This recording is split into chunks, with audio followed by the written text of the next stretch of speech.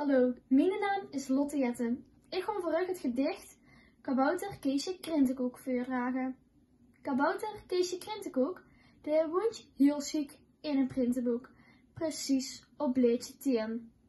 En iedere nacht dan zegt hij, kom, ik wandel eens een bleedje dan kun ik nog eens in me zien.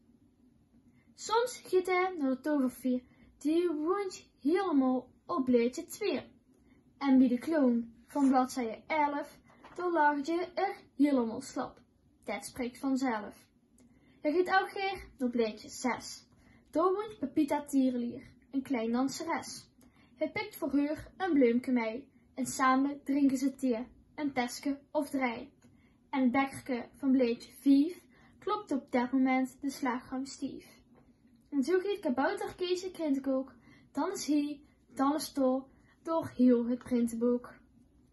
En eens op een jaar, op 7 maart, als Keesje zijn verjaardag viert, dan is iedereen bij hem aan huis en is het feest bij Keesje thuis. Ze drinken dan met z'n allen op bleedje 10 een lekker glaasje krentenwijn. Ik hoop dat jullie het leuk vonden. Haaien!